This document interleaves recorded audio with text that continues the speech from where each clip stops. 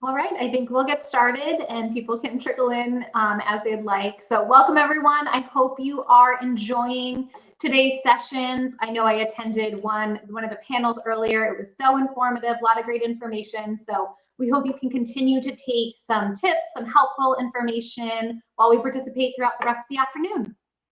My name is Jill McNamara. I'm a licensed social worker specializing in elder care and the senior director at care.com. And today we're going to be talking about self-care. I will save plenty of time for questions at the end. So please feel free, type your questions in the chat, or again, we'll have plenty of time at the end for questions. And I'm sure in some of the other panels, you've heard talk of self-care. What does that mean? Caring for ourselves while we're in the midst of all those other responsibilities. But taking that respite, taking that break, that time to ourselves is so important, but may not always feel realistic with all the myriad of responsibilities that we have. So today we're going to look at what are some practical things that you can do to help care for yourself while you're caring for your loved one. Ellie, expecting her first child on the way, moved from Massachusetts to California to be closer to her family. Excited about this next step in her life, Ellie was suddenly halted in her tracks when her father was diagnosed with early onset dementia. Within a few short months, Ellie became a first-time mom and a first-time caregiver to a parent. And just like children, there is no instruction manual for how do you care for an aging loved one, especially for someone with dementia. But believe it or not, you are the expert for this role for your loved one because you know them. You know their interests, you know what they enjoy, you know their history. And really, these things are so important because they can actually contribute to your own self-care, which we'll get into in just a few minutes. But for those times where maybe going to the spa for a day of respite just doesn't seem feasible, let's look into what are some of those practical strategies that you can incorporate in your day-to-day life to better care for yourself while you're caring for your loved one. Now, I talked about that myriad of responsibilities we all have throughout the day. What are some opportunities where you can involve your loved one in some of those tasks that you have to do regardless? For example, laundry. Whether your loved one is living with you and you're taking care of your household laundry, or maybe going to a loved one's house. If this is a task you normally have to do, how do you involve your loved one in it? Oftentimes, either folding hand towels or even matching socks can actually be quite therapeutic for somebody with dementia. And now, of course, you have to be okay with maybe some socks not matching exactly or the towels not folded exactly how you'd like. But this will not only help soothe and keep your loved one occupied while you're getting this task done, but you don't also have to worry about what are they doing or what's going on. You're multitasking, getting what needs to be done while also caring for your loved one. Take cooking, for example. Sue used to be the cook of the household, cooking all the meals for her families. But when she developed dementia, she moved in with her daughter, who then took over the cooking responsibilities. Sue then became the sous chef. Her daughter engaged her in ways to help with meals because she knew that brought her mom joy. So every Thanksgiving, you could find her mom ripping apart the bread to help make the stuffing, or pouring in the chocolate chips when they were making the chocolate chip cookie batter. And really, no one complained when she dumped in a little too many chocolate chips. So what are those daily tasks that you have to do regardless of your caregiving, and how can you incorporate your loved one into those? So again, you're not necessarily worrying about what are they doing while you're doing these chores. And that can give you peace of mind, but also that support. If you were in a few of the sessions earlier, you heard some of the speakers talking about the importance of movement, of exercise. And this is beneficial not only for somebody with dementia, but for all of us. So can you incorporate that own physical health and care for yourself with your loved one? Maybe going outside, going for a walk, getting fresh air. If your loved one is capable, can they participate in, say, a Zumba class or even chair yoga? There are now a lot of great virtual options for these types of classes or even online virtual exercise. Companies like Get Set Up or Vivo offer these personalized sessions so that if you can't leave your home, you still can have access to that exercise and movement, which again benefits you as the caregiver, but also your loved one. As I mentioned, would love to have that spa day for respite, but usually not realistic. But can you create that calming environment in your own home setting? Maybe turn on some calming music, dim the lights, get some essential oils, maybe a weighted blanket for your loved one. Maybe consider giving them a hand massage. Creating this environment not only can calm your loved one, but it can have the same effect on you as a caregiver. And that can give you both that necessary break that you're looking for. I'm not sure how many of you may have heard of a memory cafe. These are a great option that offer stimulation and socialization and activities designed specifically for individuals that have Alzheimer's or dementia. Now, I have a listing here where you can find memory cafes in your location. These could be in person or virtual. And it's great not only to engage somebody with dementia through those activities, but as the caregiver, it's something that you're not planning yourself. You're not putting in that effort to figure out what activity am I going to engage my loved one in? How can I engage their senses? How can they really participate? You're just attending, whether virtually or in person. And for a lot of caregivers, this can be a great support to connect with other caregivers who also have loved ones who might have Alzheimer's or dementia. So I highly encourage, if you haven't looked into one of these before, check them out. It can be a great resource for engagement and for that support with one another. As a caregiver, you may often hear people talk about identifying your boundaries, setting limits, and a lot of times that may be easier said than done. But one of the real benefits of doing this is setting that schedule, really identifying what you can and can't do. And again, hard when we feel like we have a million things on our plate. But for example, when Natalie used to call her mom her mom would call Natalie every single day asking, today, are you coming over? Can you do these errands? Can we go to the grocery store? Can I go to my hairdresser's? When are you coming to visit? It really became overwhelming for her. And so she had to set some boundaries with her mom. On the fridge in the kitchen, she made a very simple but very large chart that showed on Tuesdays, they will go grocery shopping together. On Thursdays was her mom's hair appointment. And on Fridays, she brought the kids over so that they could spend time with their grandmother. And she would remind her mom when her mom would forget this, and on a Wednesday call looking for the grandkids, remind her mom to check the fridge, and mom would remember, yes, that's right, you're coming on a Friday. These boundaries allowed Natalie to really set some time for herself.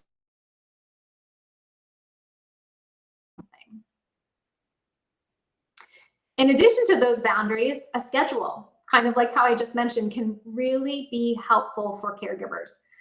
Oftentimes people with dementia, they usually do well with routine. And so whether this is a routine for their schedule or maybe even yours, building in those times to yourself for respite can really be helpful so that you can make that time for self-care.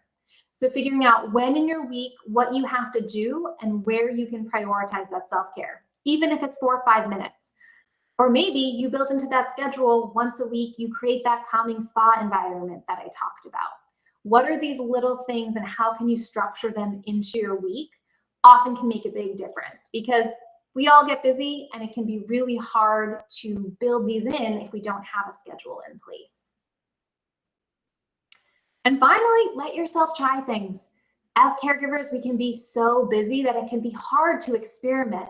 Maybe that spa environment sounds great, but I don't have time to go buy the essential oils or sit down or put on some calming music. But this only has to be for 5 minutes. And as a caregiver, trying something new, maybe going out, taking a walk, sitting in the park with your loved one, letting them just take in their surroundings. What do they hear? What do they see? If it doesn't work, that's okay. You can try something new. But you never know until you try. And as caregivers, we can be so busy with all of our other responsibilities. Even if you can take 1 or 2 things that you've learned today, try them. See how it goes. You never know if it's going to work until you try. Now with dementia, it's often common to focus on what our loved ones have lost, what they can no longer do. But in fact, if we focus on what they can do and the abilities they do still have, that can create not only ease for ourselves, but more of an emotional connection with our loved ones. And we know that as dementia progresses, that while our loved ones may not remember what they just did or what they just said, that emotion is what sticks with them. And so having that emotional connection when we're so busy, when we might be stressed, when we might be feeling guilt or anxiety, a whole myriad of emotions that come with caregiving that are normal. This gives us that opportunity to build that emotional connection that is so crucial for somebody who has Alzheimer's and dementia, while at the same time giving ourselves permission that it doesn't have to be the way it's always been. So first, how do we do that? Well, finding activities that your loved one enjoys. And this doesn't have to be complicated. When Sarah spent all her time creating this fabulous 80th birthday party for her mom, all her friends and family came to visit. They were so excited to celebrate this milestone birthday. Her mom had a miserable time, and she invested all of this effort into it. When after everybody left, she sat down with her mom and they simply sat outside on the outside swing, sat in silence, and her mom seemed happiest that she had all day. So it doesn't have to be something complicated to really involve something that they enjoy. Richard started painting his mom's nails and learned how to do her makeup. And she loved this. It made her feel like her old self. And people would compliment her and say how beautiful she looked, which she also loved. So finding those activities, what are things that your loved one enjoys? Can they go somewhere? Can they go to a hairdresser? Maybe that will actually give you that break as a caregiver, that respite for maybe a half an hour or an hour that you're looking for. What are those activities that they enjoy? And again, this is why you're the expert here. You know your loved one and what resonates with them. When we talk about creativity, we know that for some reason that creative part of the brain stays intact the longest. And so we see things like music, art, history, these types of things really resonate with people and can make them come alive. Now, I don't know how many of you may have seen the video of Henry, the YouTube video of a gentleman who's sitting in a wheelchair and he has dementia and there's almost no engagement. People are talking to him, he's not responding, he's just looking down. When suddenly somebody puts headphones on him with one of his favorite musicians and he comes alive. Henry, who wasn't even talking, starts singing to the music. And it is a most amazing sight to watch how interactive he becomes with this sound of this music that's familiar to him.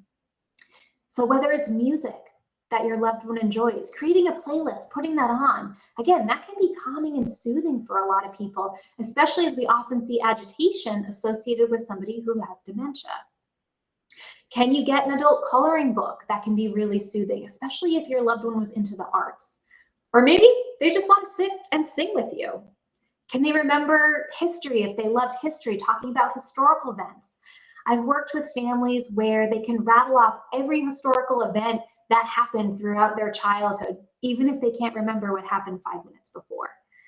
So tapping into that creative part of the brain, what is it that your loved one likes, can really create that connection with you and help soothe them. Reminiscing can really create that connection as well. And as I mentioned, oftentimes with Alzheimer's and dementia, that long-term memory will stay intact longer than the short-term memory. So we do often see that people can remember events that happened, people, history that took place all growing up, but maybe the last 5 or so years are more of a blur. So maybe you look through photo albums. Who are these people? Let's talk about some stories. It's really engaging that emotional connection with your loved one. And you know, that's okay if the story they tell you about that certain photo isn't accurate. Sometimes it can be great just to have that conversation. A lot of families utilize this to engage with the grandkids. Bring the grandkids over, have their grandparents tell them about these photos. What did they do? Tell us about this family vacation. Or even use this as a time for scrapbooking. Have the grandkids help their grandparents with the scrapbook. It can be a great way to maintain that social connect and emotional connection that is just so important for families. And for those who engage in spirituality, this can also be another form of emotional self-care and respite for caregivers. So whether this is attending religious functions, whether this is engaging in prayer or meditation, a lot of times for individuals, this can be very soothing, very familiar. And so this can be a great way, again, of respite, not only for the caregiver, but also that opportunity for your loved one as well. One thing we learn as caregivers, as hard as it may be, is to accept imperfection. Imperfection can really create patience for us, and sometimes patience can actually create a form of respite. For example, no matter how slowly your loved one might be eating, maybe that's your opportunity for a break where, if it takes them a half an hour to eat dinner, but they're still able to feed themselves, that's okay. Why don't you take the half an hour and just sit there? And that way you're not focusing on all the other things that you have to do, but you're giving your body that physical break. And again, as caregivers, we can only handle so much. So everything is not going to be perfect. Whether you have hired some help to come in and support you, whether you have family or friends coming in to support you, what things have to be done a specific certain way, and where can we kind of let the reins go a little bit? It's not going to be perfect. And finally, maintaining a sense of humor is so important. When Rita was brushing her mom's hair, they're looking into the mirror together, and her mom says, "Wow, I'm so much prettier than you." Rita's taken aback a little bit because before her mom was diagnosed with dementia, she was a very reserved woman, but she plays along and says, "Oh, Mom, have you always been prettier than me?" And her mom responds, "God, I hope so." All Rita could do in that moment was laugh. It was not like her mom, but she had to laugh at the situation because, hey, mom was providing her with some humor. So again, while this can be stressful, there's only so much we can do in these situations. And where can we find the humor in this, even if our loved ones' personalities or habits or behaviors have changed? Where can we let go and where can we find humor? So I do want to leave you with some resources before we open up some time for questions. So as we've been talking about, here's some practical strategies that you can implement to try to engage with your loved one, try to multitask so that you can get your activities done, but aren't worrying about your loved one at the same time. How can you engage emotionally? We do have some other resources so that it's not falling all on your shoulders. So first, who's in your caregiving network? Whether this be family, friends, religious affiliation, paid caregivers, support groups, what is out there? Who is a part of your network and who can you leverage for what? And that actually feeds into the next line of asking for and accepting help. Now, how many times have we heard or said to somebody else, if you need anything, just let me know? And while very well intentioned, how often do we usually take people up on that? And the reason for that is sometimes, while no matter how genuine that offer is, it's very vague. So if we're in that role of offering help, can we be more specific? Can I bring over a meal for you and your mom next Wednesday so you don't have to cook dinner? Can I take your mom to the hair appointment so that you can have an extra break and not worry about driving her back and forth? If you are the primary caregiver, who can you ask for help and what specifically can they do? Dad has an upcoming doctor's appointment. Can you take him to the appointment and ask these following questions? So again, looking at everything on your plate and asking for and accepting help. And this goes back to that piece about accepting imperfection. When we ask for help, it may not be done exactly how we want.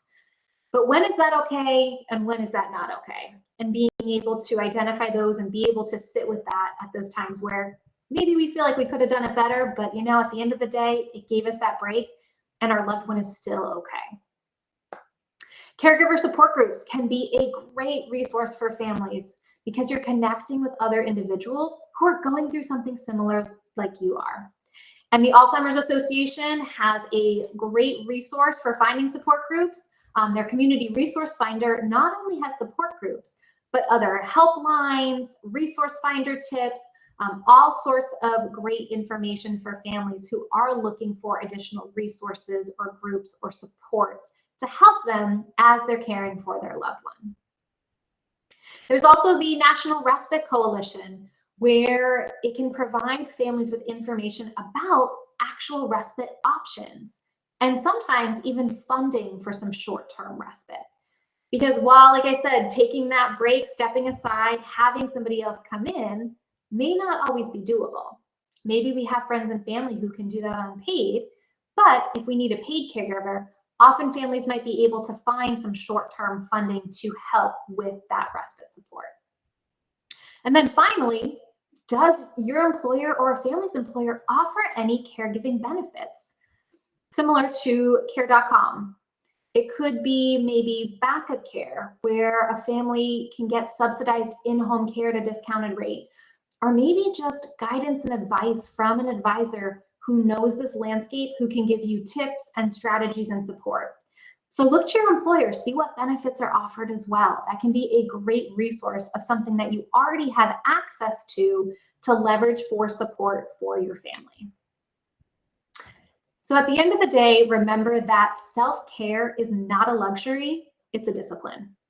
And if you can even take one or two strategies that you've heard throughout today's sessions and try them. We talked about just try things and see if it works. That's the only way you're going to know what works with your loved one and what doesn't.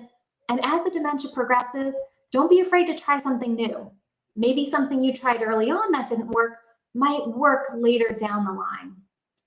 So reach out for support. I hope that these sessions today have been valuable, have been helpful, and I want to save plenty of time to open it up for any questions. So at this time, if you do have questions, feel free to write them in the chat. But please note, if you want to ask your question out loud, just make sure you are holding down the microphone the entire time that you talk.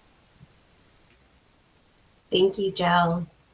And as Jill mentioned, everyone feel free to put your questions in the chat, or you can ask them directly. And I can certainly kick off with actually a couple of questions. Jill, I mean, we often hear from family caregivers that in scenarios where they have several siblings, sometimes the caregiving for mom or dad can fall on them individually, even though they seemingly do have help. What tips or advice would you give to that individual in terms of how to be a little bit more direct in asking for some help? So caregiving, oftentimes when there are multiple adult children involved, or even multiple family members involved, it is almost never even. And while that doesn't sound fair, it's usually the reality. So what we talk to families about often is find where each individual's strengths are. Maybe your sister, who is great with math, great with finances, maybe it's not best to ask her to come over and do the physical caregiving for mom, but can she handle mom's finances and pay the bill? So it's one less thing that you have to worry about. Maybe your brother, who is very social, can come over and just simply spend time with your parent, whether that's take them out for coffee or take them for a walk in a park, just to give you that break. Again, caregiving is almost never split evenly, but leveraging what the strengths are of each person can still give you that much needed break. Great tip. And then you also had mentioned earlier in your presentation that there were virtual programs or other programs that provide classes or exercise. I know locally in my community, even through the town rec center, there are programs built specifically for seniors or aging loved ones. But I was hoping you could recap some of those classes or programs that you would recommend. Absolutely. So a lot of, local gyms, local Ys, They may have some exercise programs geared specifically to seniors. I think a lot of people may have heard of things like silver sneakers. So looking into first, talking to a doctor to understand what level of exercise can your loved one engage in is very important. Then looking into what are some of those local programs, whether it's in person, such as at a gym or fitness studio geared for seniors, or there are a lot of virtual options now as well. There's a platform, Get Set Up, that does provide online classes for seniors. This could be anything from cooking classes, yoga classes, music classes, so even more than just exercise. But it's a great opportunity for families to engage virtually. There's even companies like Vivo that do personal training sessions. So you can definitely look into things virtually if in person isn't an option. And finally, a lot of Medicare Advantage companies are now starting to provide some subsidies through their plans for exercise. So definitely look into, if you have a Medicare Advantage plan, if you have any type of exercise support program that's built in or that you get at a discount as part of that plan. Great. I see we have some newcomers. If anyone has any questions, feel free to pop them in the chat.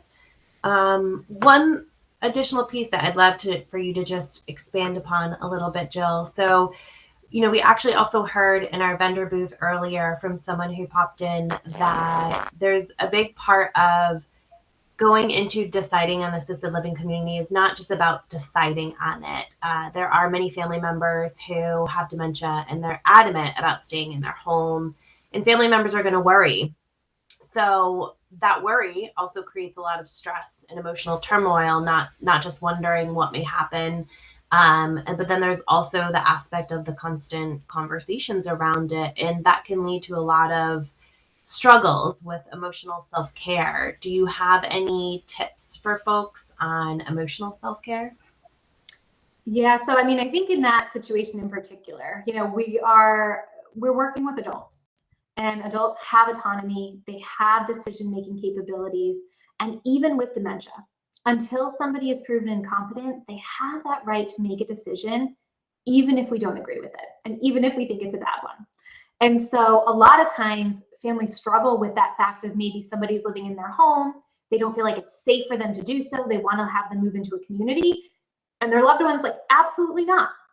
We see resistance is so common, and it's understandable. If someone came to you today and said, oh, we'd like you to move out of your house, we picked out this great community for you, we think it would be great, how about you move next week? Very well intentioned, but I don't know about you, I would say absolutely not, and probably give the exact same response as your loved one's giving. And so really what we want to do first is, before coming up with this plan, even if we have the stressors, even if we have these worries, are they safe? Are they able to care for themselves? First, we want to know what our loved ones want. Because if we can align with them and partner with them, we're going to get so much further than if we come up with this whole plan on our own. So first, do they want to live at home? Are they open to a community? Do they even know what communities mean? So many families have this negative stereotype of a community means sitting in a wheelchair, looking out the window in a corner by myself, and that is it. And unfortunately, those things do exist. But there are a lot of other alternative communities out there, and alternative supports outside of just communities. And so we work with families to first educate them, know your options, and then help your loved one decide what they want for care. And then we can start partnering with them and address those emotional stressors. So if your loved one is adamant about staying home, okay, I would say don't fight them on moving into a community right away. That's just going to cause you more stress, more, emotional stress. Instead, what are those things you're concerned about at home? All right, maybe let's shut off the stove so they don't, cook. Are they open to putting certain alarms in the home? Cameras. There's so much technology out there for helping people age in place. That could be a great option so that you can have more peace of mind, but your loved one can stay home. Or at the end of the day, are they open to bringing a caregiver into the home? If that's going to allow them to stay in the home, they may be much more receptive than moving into a community. So there's a lot that you could do. I know that's a long answer, but essentially I would say always start with where your loved one's at, knowing what they want, and that's going to really lessen the tensions. and lessen the emotional stress that you have as you start to put in a plan that helps provide what they're looking for. Excellent. Any other questions that folks might have for Jill?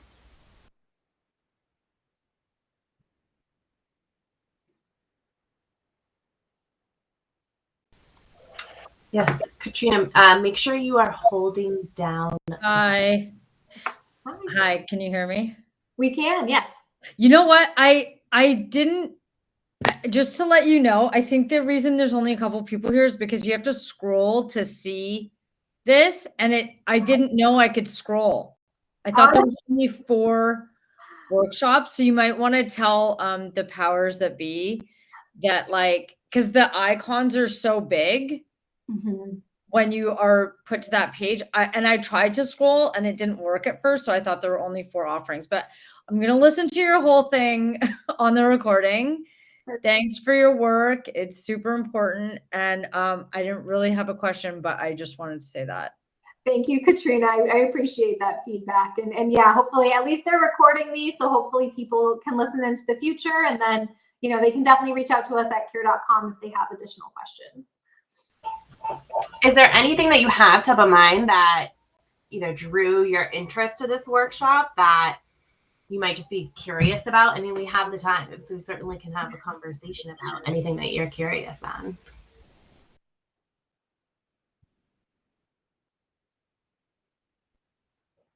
Oh, I could say something. I do this kind of work with people myself. Like, I help clients, but I'm in Canada, and I think it's different. You guys are in the States, right? Mm-hmm.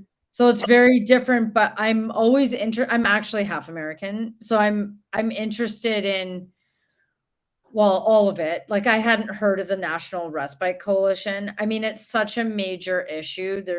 It's worse in the States. It's bad here, and it's definitely worse in the States. Like, there was a time, you know, like when mom got her diagnosis, you know, the doctor's like, call the Alzheimer's Society. So you think you're going to call the Alzheimer's Society and like this magic and like everything's going to be handled.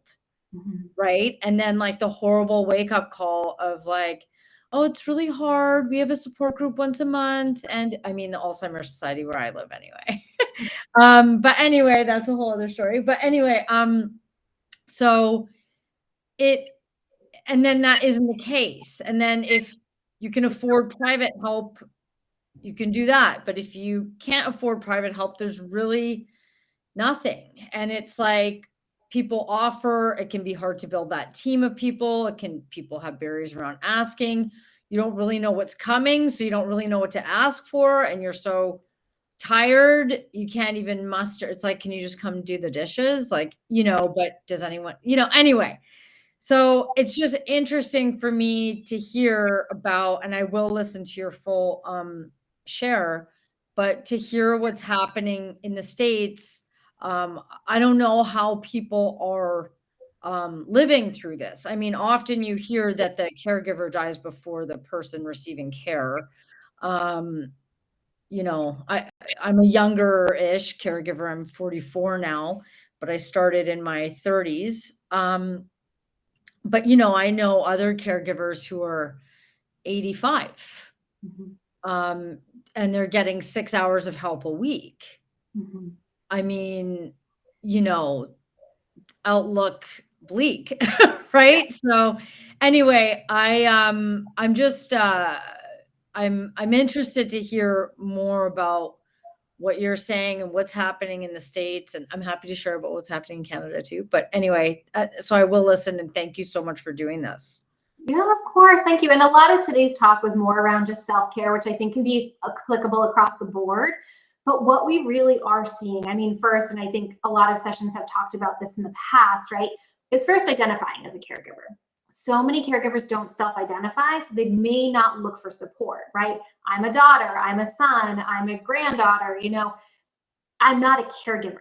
And so even this term, trying to socialize that so people start to look for supports, I think is step one, creating that awareness. I'd say probably one good thing that's come out of this pandemic is this awareness of the caregiving issue.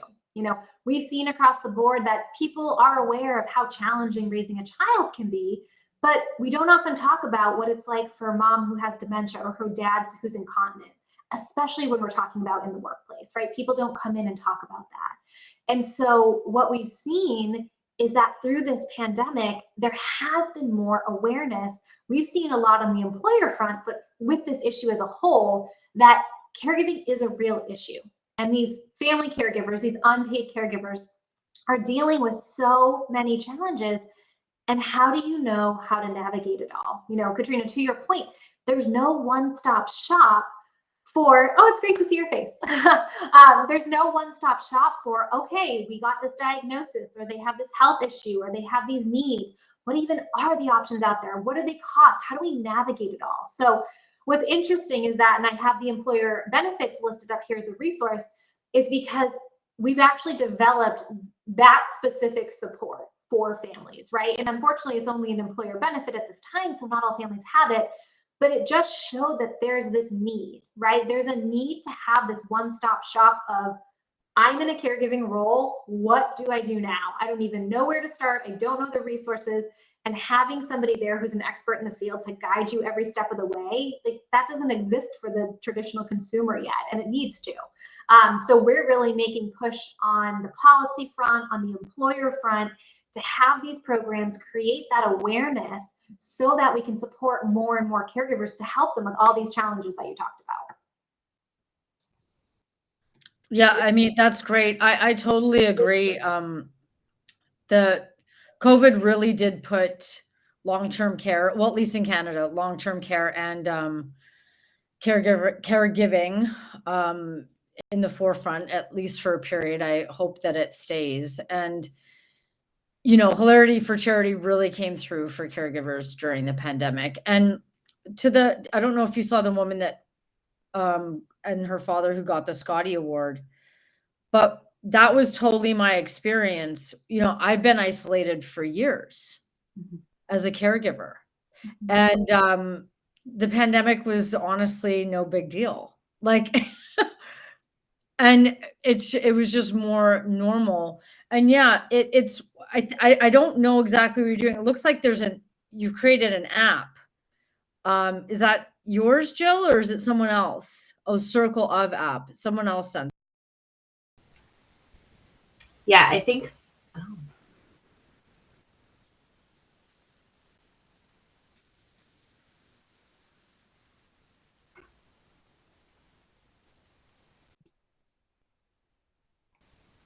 Sorry, Yeah, that was interrupted. rude. Yeah, I think someone from another organization. Yeah, it's a different organization, but yeah, no, I really appreciate what you're doing. It's really good, and I'm looking forward to hearing the whole talk. It's so important. Well, thank you. Thank you for attending. And I know they're having us wrap up. So we'll be in the booth later. So if people have additional questions, please feel free to swing by the booth and you can talk to us. And thank you for joining. Thank you.